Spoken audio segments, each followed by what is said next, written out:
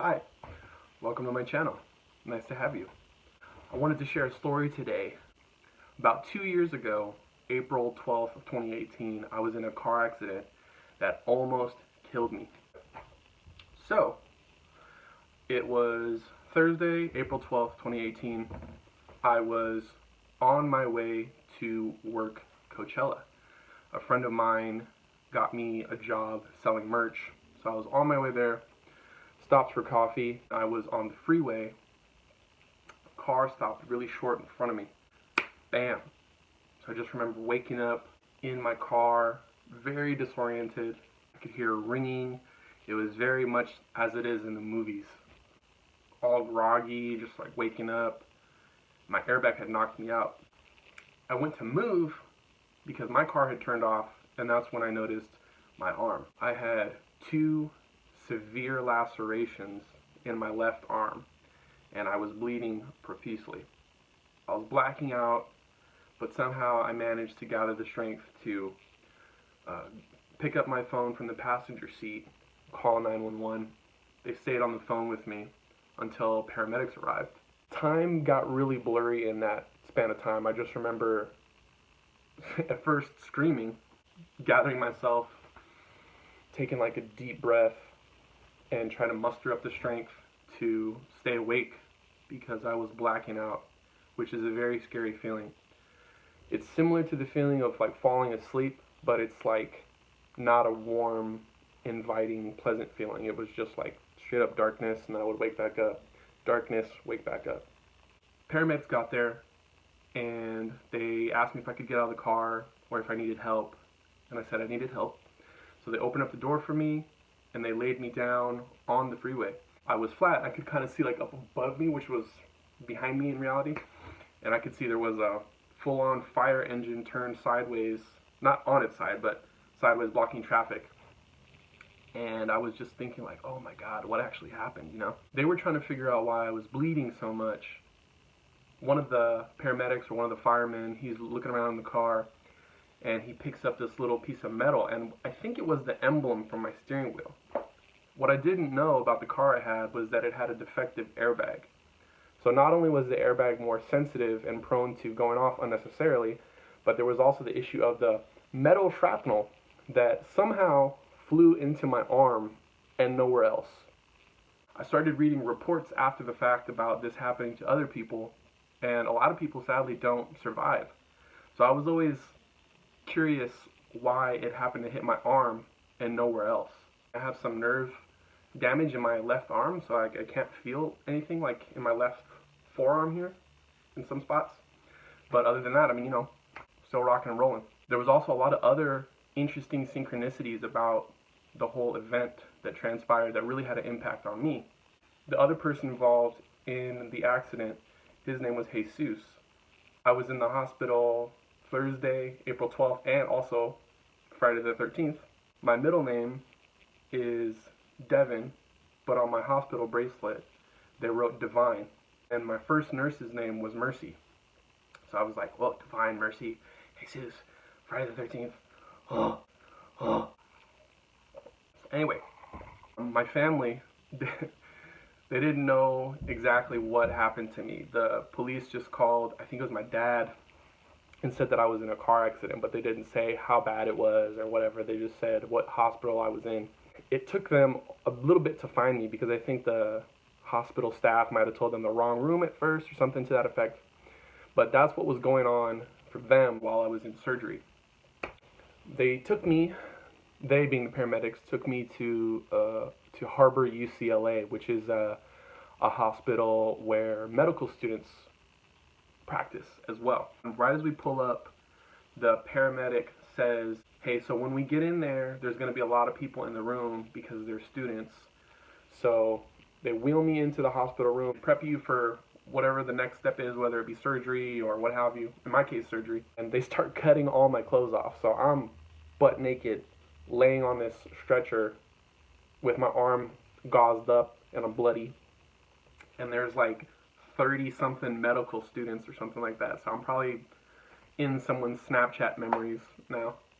They tell me there's some metal still in your arm which we have to remove, and we're going to try to reattach the veins because I had severed my, I forget the name of the artery. Which one was it? Radial or brachial artery? It was the lesser of the two. You have the radial artery and the brachial artery. One of them provides, I think it's like 70 or 80% of the blood flow into your hand, and then the other one is the difference, either the 20 or 30%. So thankfully, I severed the smaller of the two. But they told me if they weren't able to attach the two veins back together, they were going to have to take one from my ankle. And I'm delirious. I have no idea really what's going on. I wasn't really in any pain per se, but I was just like, I'm in your hands, so please don't mess me up any more than I already am.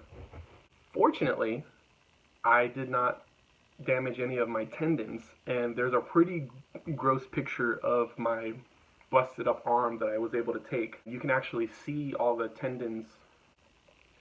You can see them all the tendons that were right here, and like I have a scar going this way and then one going this way. So it cut me in two spots. It didn't sever any of them, so that allowed me to still have full usage of my left hand, which is pretty important because I'm left-handed and I'm also a musician. I wake up, I think about 6 or 7 hours later, and I'm all bandaged up, my throat is dry, I'm freezing cold. I remember waking up to the sound of the stretcher going across the hallway of the hospital, so I just heard the clack, clack, clack, clack, clack, clack. And I could hear the monitors beeping, and I could look up and see the fluorescent lights or whatever kind of lights they got. I was so cold, I kept asking them if they could put blankets on me. So they kept putting these heated blankets on me. I kept saying, oh, freezing, can you, put another blanket on me, put another blanket on me, put another blanket on me. Finally, they cover my face, so I'm completely covered head to toe. Now remember, my family had no idea how bad the accident was.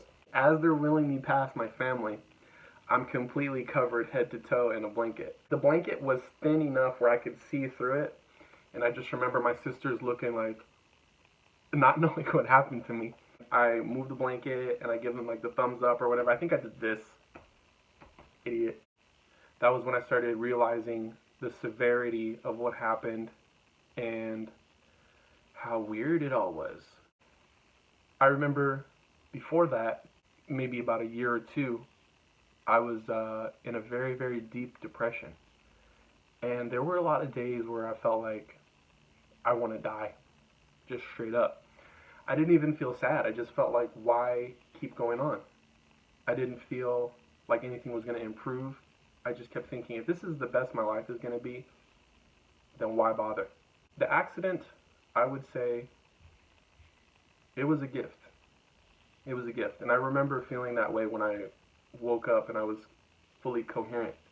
That I wasn't excited about it in the moment, but I felt very grateful.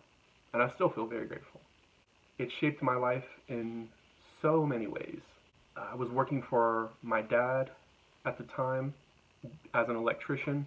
It was just not for me. We had a lot of difficulties working together. I think family businesses are hard, even if you do get along. I always make this joke. I tell people, what's the number one rule working for family? Don't. Just don't do it. I just remember feeling really unfulfilled with my life. I remember feeling like really depressed, really bummed out, not wanting to continue. And then here I am in this accident that almost takes my life. And my thoughts were completely opposite of how I felt prior to that. I was like, I don't want to die. I want to keep going. I want to live. I have a lot of stuff that I want to do. I just was like, nah, I really want to be here. Another interesting thing about the accident is, since it hit my left arm, this is my dominant hand. From what I was told, if the muscles in my arm were not, I'm not saying I'm buff, but like if they were not as strong as they are, then it's likely it would have done more damage and maybe even killed me. So the fact that it saved my life and that I was still able to use it told me two things. Is that I was meant to be here and I was probably meant to make music. That's how I felt. I remember thinking, well, hey, you know what? If I'm still here, I gotta make the most of my time here. So with that, I started making efforts into living my life exactly how I wanted to live it, which is still a process. It's a process. Still figuring things out, still working on things day by day, but taught me a lot. Really affected my decision making and how I navigate through my life. It was a lesson that I wish didn't have to happen, but I'm grateful that it did happen. I learned a lot about myself and a lot of the things that I want to accomplish. It made me chase after them that much harder. Not long after that, I stopped working for my dad, and for a while I had like a pretty cool job that was like nearby my house, and I was able to make a lot more money than I had ever made before, so that was nice. Last year as well, I got a call from a friend of mine named Alejandro, and he just asked me a simple question. He was like, "Hey man, do you want to go to Disneyland with me?" And I have a pass, so I was like, "Yeah, let's go." So I remember taking that day off work, and I just went simply to go hang out with my friend at Disneyland. We were walking around, and he says to me, "Yeah, so I'm doing this tour in the fall, and I want to put a band together, so I wanted to see if you wanted to play bass." And I could not say yes fast enough. I was so stoked. I felt really, really fortunate. I felt really, really blessed because a lot of my friends are musicians, and they've been grinding so hard. I've always admired them. It always inspired me to work hard. But a lot of times I would see them play for artists that they didn't really want to play for. Like it wasn't necessarily their style, but they had to do it because we all need to make money. So here I am, and not only do I get to play music with a friend of mine, but it's actually music that I really enjoy. I was a big fan of his already. I met him back in 2017. He was playing solo, and I was in this other band, and he just came right up to me like we were friends already. So I wanted to make this video today to inspire you, hopefully, and to just share that story with you. It's one that's really deep and personal to me, and it really shaped my life. I hope that you go out and you live your life exactly how you want to live it. Be flexible in your approach, but be determined to reach your goal. And I will see you next time.